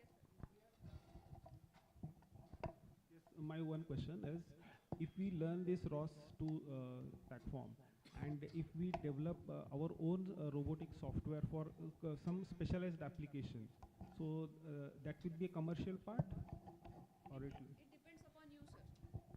Yeah, thank you. It purely depends upon you. If you think that the development that you have done on ROS2 framework, you need to commercialize it, you can do it. Or you plan to keep it at your end, that is, it's your call. Okay. Online team, any questions? Yes, sir.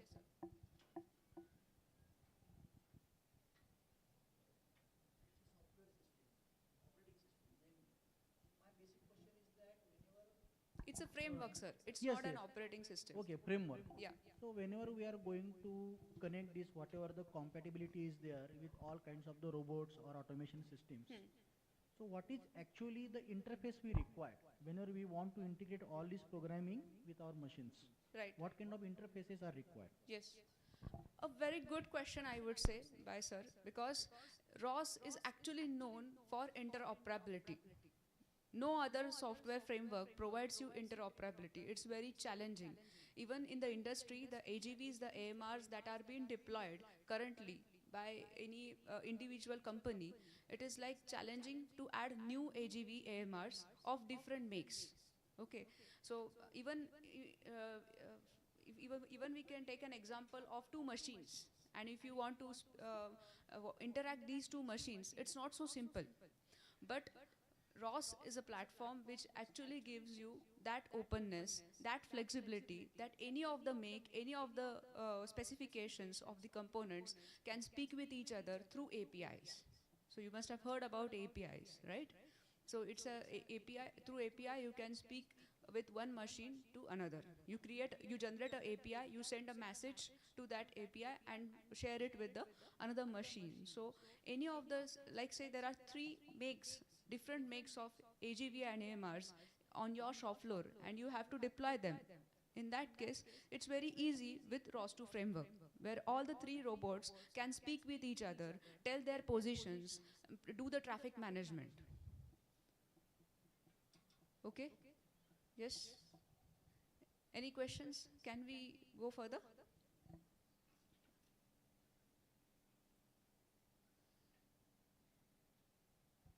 So what happens is, as I said, that from 2007, Ross is working on the development. It's a continuous process. Okay, day by day there are developments being done, and what are the source of these developments? We are the people. Okay, so you, everybody here can be a part of this Ross 2 community. Now, when I start working on any of the project, if I face any challenge, I can share my issues to the forum and get some help. While implementing this ROS2 framework, the packages that are readily available, if there are some issues while facing, if there are any glitch, I can even share with the community and tell them, okay, this can be improved. Okay, so at this portion, I face this issue, and the community is very open to it. They test it, they verify it, and if they feel that, okay, in future, it's not just about Pranita, but the other people will also get benefit of it, they surely work on it, they upgrade it, and they release a new version of it. Okay, so this is one of the aspect I would say. Other aspect is the industry demand. So as per the industry demand requirement, the futuristic aspects, the developments are being done continuously. Now these developments has to be, when we say that you and me have to do the implementation, do the practice, you develop our own software on it, then in that case, it should be stable, right? Any of the process you take, you go on improving it, but in that scenario, you can't use it because it's still improving, it's still enhancing, it's still upgrading, okay? So what ROS has done, every year, they release a distribution, okay? They release a distribution version of their framework. One year, like for this year, they might release a distribution for 1 year, okay? That will last for 1 year. For the next year, they will release a next distribution, which will comprise of all the ROS2 adaptations that I have done till now, and the difference, that is this year and the next year upgradations, will be involved in the upcoming year distribution release. This second year distribution release will be a LTS, long-term distribution, which will at least last for 5 years. So every alternate year, ROS, what we say, releases a long-term distribution. In 2024, they had launched Humble, which is quite stable distribution, okay, till now so far. Many of the people in the world and industry have been using and implementing Humble very well, and they are getting good results of it. After Humble, there was another release recently in 2025 this year, that was Jazzy Jalisco. Okay, so Jazzy Jalisco is again a long-term distribution, and it would last till 2029. So Jazzy Jalisco was released in 2024, okay, and 2022 Humble was released. So it will last till 2027. Okay, so I hope that it is clear about the distribution, the objective of the distribution.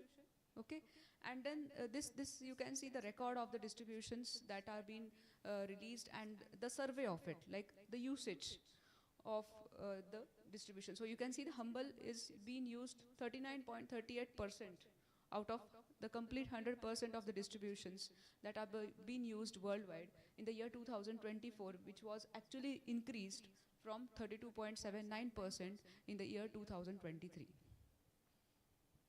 Okay. So we are right now developing our software on Humble, and soon we will be upgrading it to Jazzy Jalisco, as it is lasting till 2029. So migration from Humble to distribution is also very easy. You need to study about the upgradations that are being done. There are minor changes that you need to incorporate in your development that has been done so far, and it's quite easy, is what we have experienced. Okay. So let me play a video for you.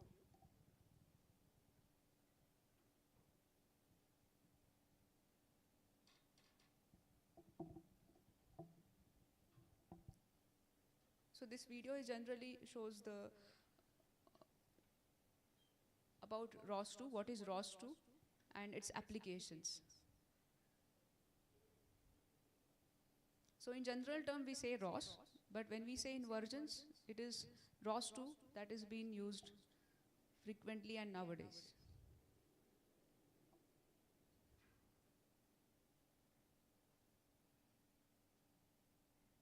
So it's sensors, then controls and processing. Okay, the controls is nothing but taking the input from the sensors, processing it and giving an output, that is the actuator.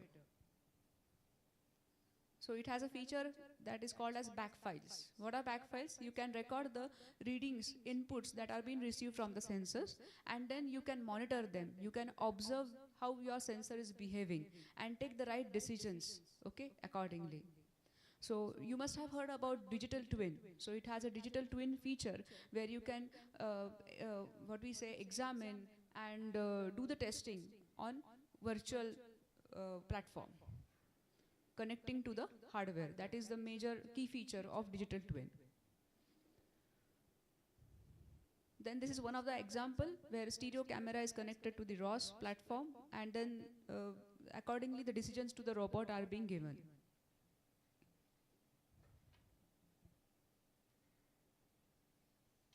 So the industry applications you can see here, startups, Fortune 500, MNC companies, government agencies, academic research labs are using ROS since more than a decade, 2 decades.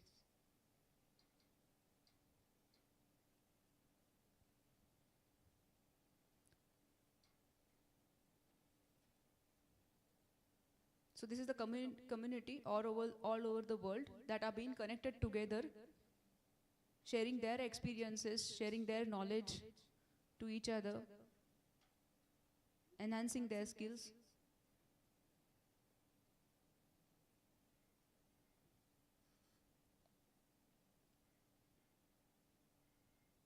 So fleet management is nothing but a traffic management when one or more robots come into one zone, how they should behave with each other.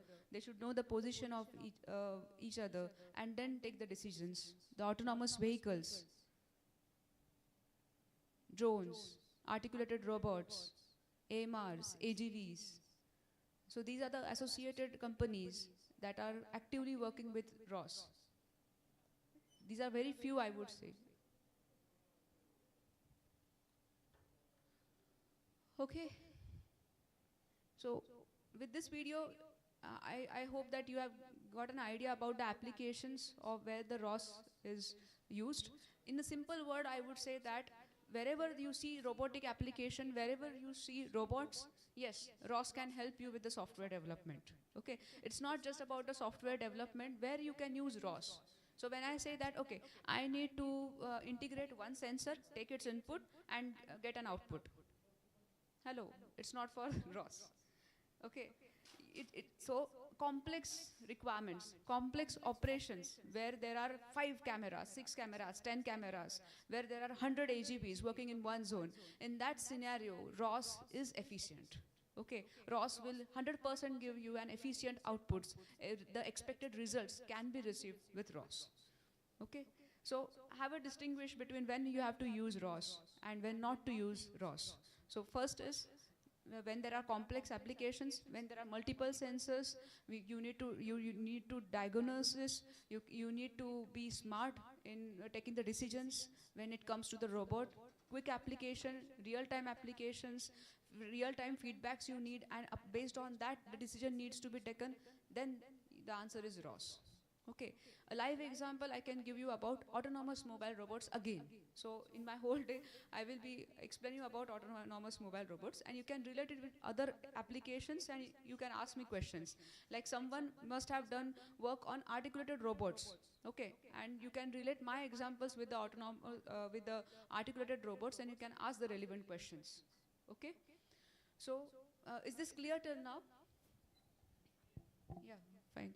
Sir मला तेवढं तुम्ही सांगा कधी थांबायचं आहे for lunch मग तसं मग थांबते चालेल yes okay yes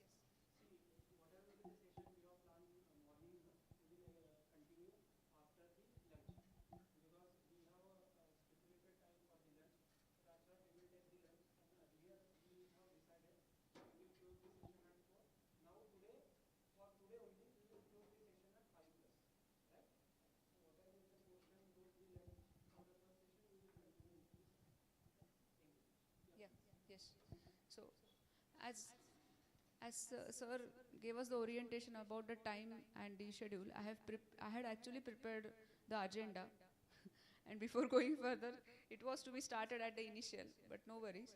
So today I actually planned all these points to cover. First is the introduction to ROS, why, what, how, addressing it, okay, and then giving introduction to Linux, Python 3. So this would be about these languages. I would be very going in a brief, just an introduction, because I intend to give a complete overview of ROS2 today, and taking into time constraints, we need to be very, what we say, very brief about the languages, okay.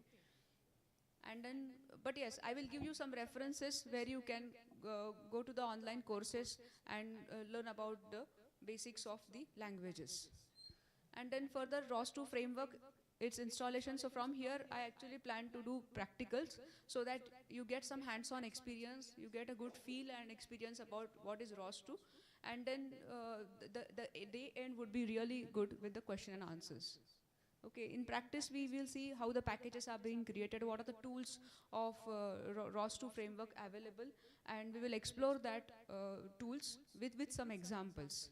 Okay, and we will also learn about the command line interfaces, that is how the terminals are being used, and then simple commands we will use with examples so that you can easily understand and correlate with the live examples or the projects that you are having in your mind. Okay? Fine.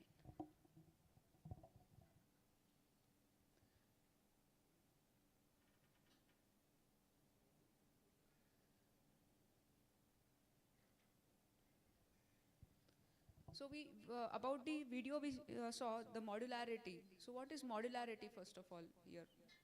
It is modular, like sir asked me about the question that interoperability. Any of the robot can speak with any of the machine. One robot can speak with any of the machine, like it may be speaking with a lift. Okay, so in a hospitality industry where a robot is serving one parcel from one point to another. Okay, so a robot is taking a food from ground floor and serving to a room number 402, which is actually on the 4th floor. So how the robot will navigate? So this is all being taken care by ROS2. There are live examples, simulation examples that are readily available on ROS2 open source websites where you can refer, you can play that packages to get a clear idea about how these applications work. So when the robot interacts with the lift, when the robot reaches just before the lift, the robot will give a command to the lift, okay, I'm now in front of the lift, kindly open the door. Accordingly, the door would be open, and then the robot would navigate inside the lift, and then it would go to the 4th floor. So all these interactions are being possible. The modularity is all possible with ROS2. This is one of the example of modularity I tried to give you. Another example in terms of software development or a software developer is what, when we started with our example that one member works and the another member takes it ahead, or there are 10 members working in one team on one project. Then in that case, this modularity feature helps a lot, where we see that, okay, one portion of the software is being taken care by person 1. The another portion is being taken care by the person 2. Now when this work gets collaborated and what we say chips in one software, then it becomes very difficult for a normal software to collaborate. But this is all possible with ROS2 framework, where we say that, okay, it's just a plug and play matter. I take this portion, I develop it, and I just attach it with the main part. Okay, with the main body of my software development code. There is no need to touch the main core code that I have been developing so far for attaching the new development, new enhancement, or if there are any modifications that needs to be done, there is no need to touch the main development that you have done so far. Okay, that is the modularity feature available. Then the next is cross-platform compatibility. The good example that we spoke about is the interoperability. Next is open source community and support.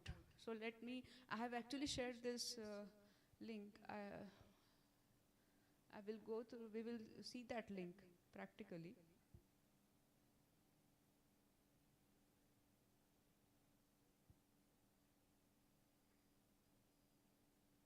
have opened for you. So this is the welcome to the ROS community, and as I said that these are the companies, the list of the companies that are associated with ROS. Okay, so this is the Autoware Foundation formation, then Move It. Move It is something, the company which actually help for articulated robots. Okay, so you have to do any software development related to articulated robots, you can use the Move It packages, which are actually compatible with ROS, readily available with ROS. Now, I was actually exploring, like I see people working on ROS with the ready articulated robots from Yaskawa, or ready articulated robot with Mitsubishi, or from ABB robots. Why do people do that? And when I actually explored, I understood that again, it's the complexity that calls to use the ROS. ROS supports OpenCV. The vision system, vision processing can be done very easy. It's just a plug and play where the packages are ready for vision system. You need not develop it from scratch. Okay, you just import the package for vision system, which is based on OpenCV, and then you capture the image, process it with help of ROS, and give the inputs, desired inputs, expected output from it to the articulated robots. So that is the beauty of ROS, I would say here.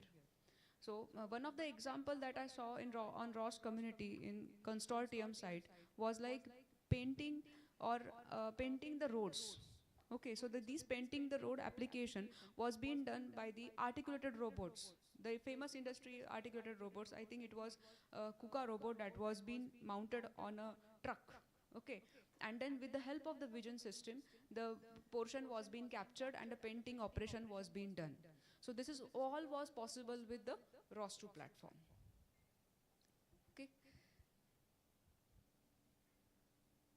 So you can explore these communities. NAV2 we will explore today with some practical examples. NAV2 is a navigation 2 package which is readily available again with ROS2. As I said that when we design and develop our own software for autonomous mobile robots or an articulated robot. So I gave an example of articulated robot which is already built. But if you plan to develop your own articulated robot software, it is all possible with ROS2 framework. Okay, so for that you can use Move It package. If you want to develop AGVs, your own software, you can take help of Navigation 2, that is the NAV2 package, okay, which has inbuilt packages that comes with the parameters, customization that you can do. You can edit the codes that are being available there with respect to your customized hardware. Like for example, in the packages there are options available, like in AGVs, you must be knowing that the AGVs move their own, navigate their own, okay, they do not require any guidance. So AGVs, by definition, they are called as guided vehicles, automated guided vehicles, which require some QR codes on the floor or a magnetic tape on the floor through which they guide, okay. But then the cutting edge technology is for AMRs, that is the autonomous mobile robots, which does not require any guidance. Then how it is possible? Any guesses? For AMRs, it doesn't require any guidance, but then how does it navigate? On what basis it takes the decisions to navigate? By using SLAM toolbox, yes. So this SLAM technology is readily available in ROS. Understand this. Okay, so with SLAM what you can do the mapping of the environment. So your robot will come to know that, okay, I'm here right now and the wall is at my right side from say 5 meters or 10 steps away, and there is a wall or there is a table here. Okay, that is about the SLAM. But then again I will repeat my question, how the AMR will take its decision to navigation? How the robot will decide, okay, with SLAM it understood the environment, but then how will the robot take decision that, okay, the robot has to move 2 steps ahead, and as there is a bench ahead, the robot has to turn to the left and then take a path and go out of the room. How it is possible without any guidance? What sensors would be used? Proximity sensors, yes. LiDARs, yes. LiDAR sensors, very well said, yes. What other sensors? Depth cameras, yes. The stereo cameras, which actually works on the basis of our eye principles, okay? The two eye principles. What else? Have you heard about gyroscopes, accelerometers, which are called as IMUs, okay? Inertial measurement units. So all these sensors can be fused with your software development package, okay? And how to integrate these sensors? These packages are readily available in navigation to software, in the navigation to package, okay? You take LiDAR and any of the make. So coming back to our point, when we say that, okay, I have a ready software, I can purchase it, okay? But what will that software outsource OEM will ask you, okay, you can use my software, but for these list of makes only, sensor makes only. Like if I say, okay, my customized AMR is there with my own defined hardware, but then I have to run XYZ OEM make navigation software. What that software person will say, okay, you can use the LiDAR of 5 types, of 5 makes, but you can't use another make. So that was a practical experience that we had with the XYZ company that we worked with. They gave us some list of specifications where they said, okay, for LiDAR you can use only 10 OEMs specifications only. You can't go out of it. For IPCs you can only use these 3-5 types of IPCs. For sensors you can use only this type of camera, this make of camera. And now you imagine, in the competitive world, if I want to sell my AMR in a competitive price with a what we say enhanced features, is it possible with that outsourced software? Is it possible? No. So thus this flexibility is being possible with ROS2, where ROS2 says you integrate any of the make. Okay, you speak with the ROS2 framework can speak with any of the sensor make, any of the specifications. So before coming here, 2 days back, me and my team actually worked on ultra wideband sensors. Have you heard about ultra wideband sensors? They actually work on the similar principle of Bluetooth, where they emit radio frequencies, and the radio frequencies are being emitted by the main hub sensor, and that are being catched by the antennas of the other end sensor. Now with this help, the measurement is being given in terms of X, Y, Z.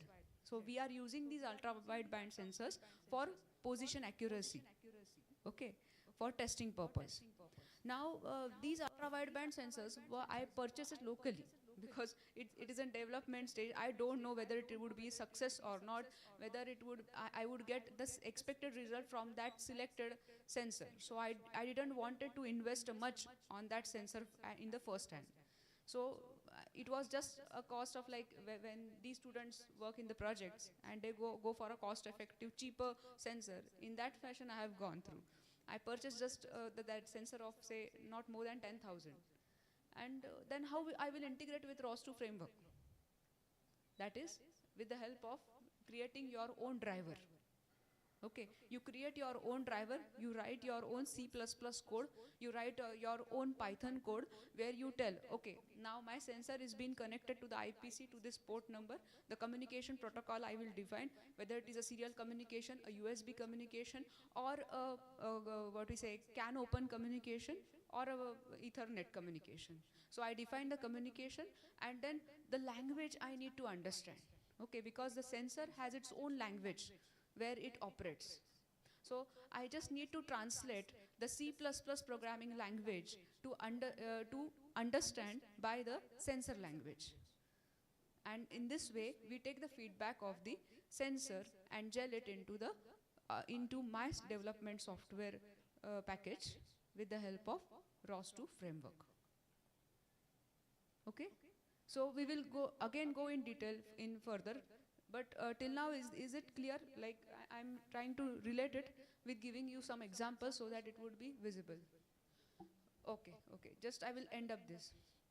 So the 2-3 examples I gave you, but I would encourage you to just go through this community website. So we spoke about the OpenCV, Open Robotics, and this Ross Industrial. So this Ross Industrial is actually collaborative working with Open Robotics, and they actually help the industry to develop their own projects, software development projects worldwide, and they are collaborated, associated with many of the MNC companies in worldwide.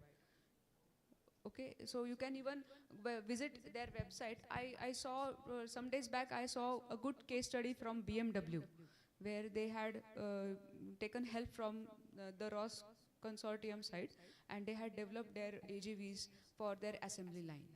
It's quite interesting. You must watch. Okay, so what I can do is I can easily share my presentation after this session to Uzar sir, and then sir can share with you where you can get the references from this presentation. Okay, we shall break for lunch, but then we will resume at 2 o'clock. Yeah, okay, thank you all. All of you come at 2 o'clock sharp at VT 201 Computer Lab. Vasishtha Building, Mechanical Engineering Department is there. Okay, at VT 201. And lunch is at VIP Hall, Srijit Canteen. All the participants should come for the lunch. Participants and organizing team members and external participants. All the external participants, organizing committee members should come to lunch for at our canteen, MIT canteen, Vishwaraj canteen. And all of us, you will meet at Tata Technology Laboratory for hands-on VT 201. Right? We'll start at 2 o'clock sharp.